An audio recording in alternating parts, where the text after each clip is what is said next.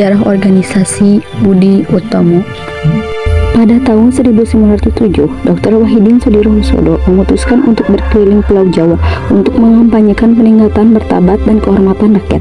Peningkatan ini dilaksanakan dengan membentuk pelajar atau studi pondus yang merupakan lembaga untuk membiayai pemuda-pemuda cerdas tapi tidak lanjut sekolah. Pada akhir 1907, Dr. Wahidin bertemu dengan Sutomo, seorang pemuda siswa Stopia. Melalui diskusi perbincangan inilah mereka sepakat mendirikan perkumpulan yang memperhatikan nasib bangsa yang dinamakan Budi Utomo. Budi Utomo didirikan pada tanggal 20 Mei 1908. Organisasi ini bergerak di bidang sosial, ekonomi, dan budaya.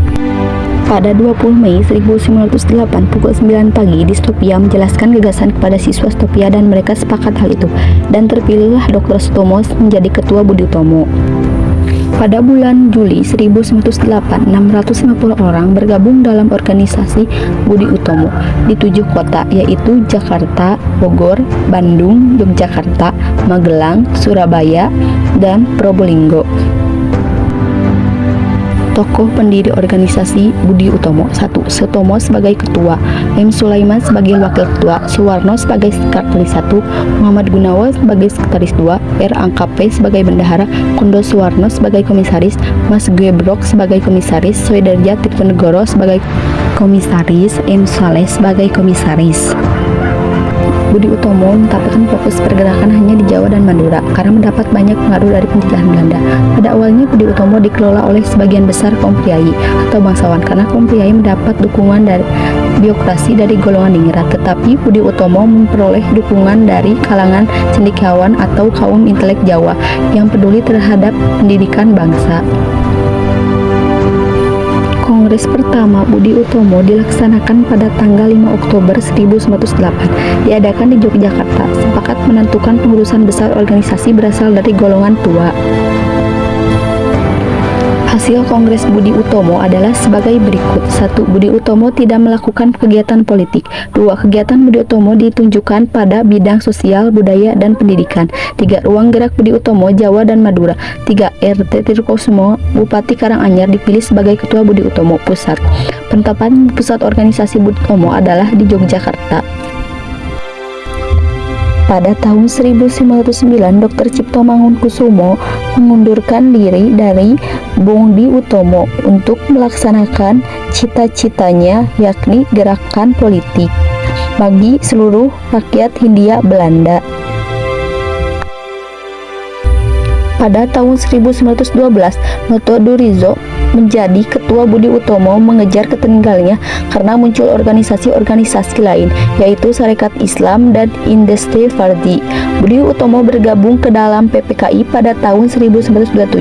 PPKI, Pemufakatan Perhimpunan Politik Bangsa Indonesia, dan pada tahun 1928, Budi Utomo mengambil suatu langkah maju dengan menambah asas dan tujuan gerakan.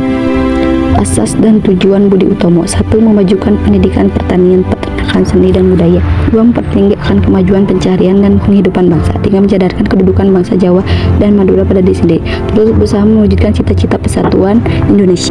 Budi Utomo mengubah langkah ke pergerakan politik setelah Dr. Sutomo kembali dari negara Belanda dan mendirikan organisasi Persatuan Bangsa Indonesia (PBI) yang bergerak dalam bidang politik. Barulah Budi Utomo juga mulai mengubah langkah perjuangan ke dalam bidang politik.